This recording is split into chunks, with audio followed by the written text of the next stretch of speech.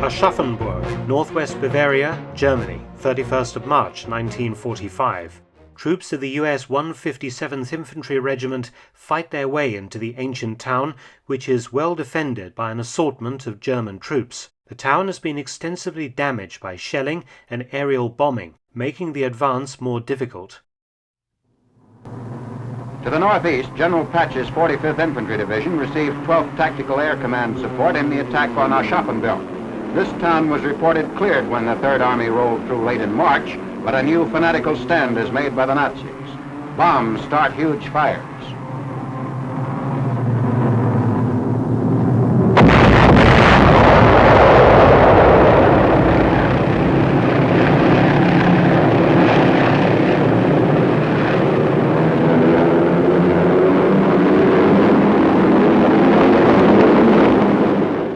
But something is lurking among the ruins, something the Americans hadn't expected to encounter.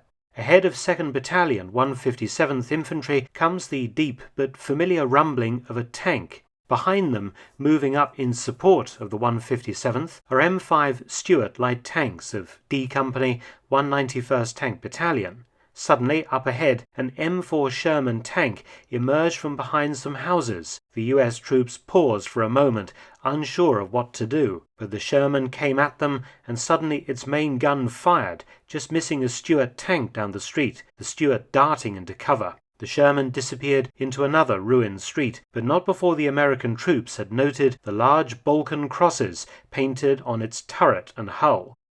The Germans, in their desperation, were using captured US tanks against their former owners.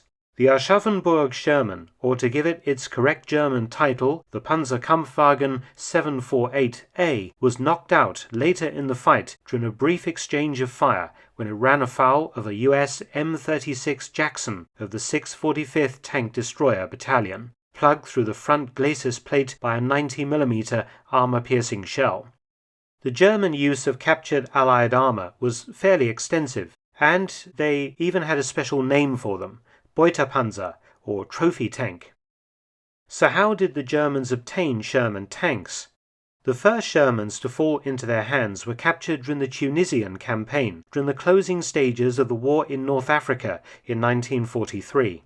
This example was from the 1st Tank Regiment, US 1st Armored Division. It's an early production M4A1 and is pictured at Kummersdorf testing ground in Germany. It's actually a rather famous tank, named War Daddy 2. It was the first complete Sherman captured by the Germans. This captured M4A1, also in Tunisia, has been clearly marked to prevent interference by souvenir hunters and carries a message forbidding the removal of any parts, as the tank was destined also for testing in Germany.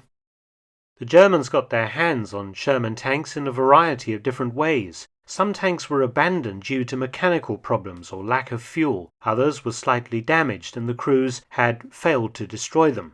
The Germans liked the Sherman and didn't modify them like they did with captured Soviet T-34s. The Sherman was easy to maintain, reliable and comfortable in comparison with many German panzers. Once the Allies landed in Normandy in June 1944, several examples of the Sherman were captured by German forces during the campaign across Western Europe. This Sherman Firefly 5C was one of 3 captured from the Canadian 2nd Armoured Brigade in northwest Europe. It was sent back into action, recaptured by the Canadians, and is currently on display at the Dutch Cavalry Museum in Amersfoort.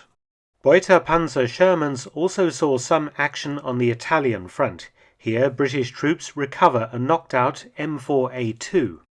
Many Shermans were sent to the Soviet Union as part of the Lend-Lease program, and the Germans captured several working examples.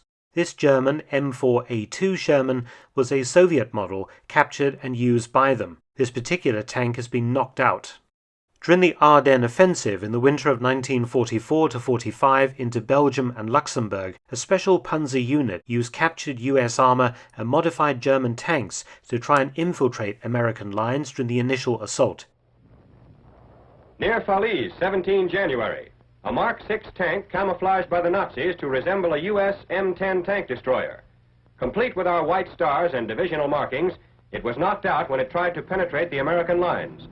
The disguised tank is removed by the 462nd Ordnance Evacuation Company. SS Panzer Brigade 150 used several Allied vehicles. It was believed that the unit had 2 working Sherman tanks, but only one took part in the assault.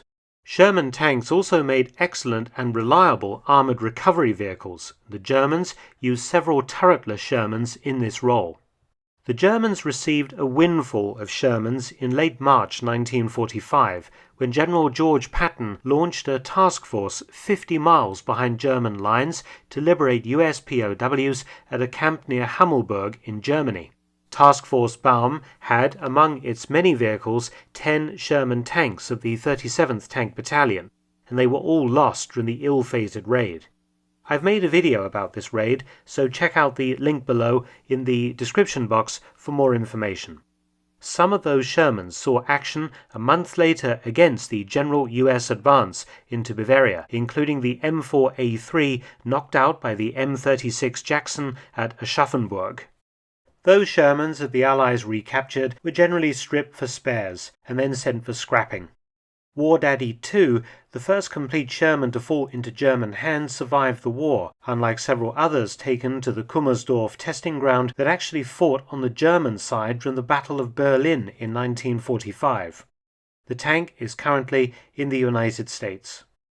Thanks for watching. Please subscribe and share, and also help support my channel at PayPal and Patreon. Details in the description box.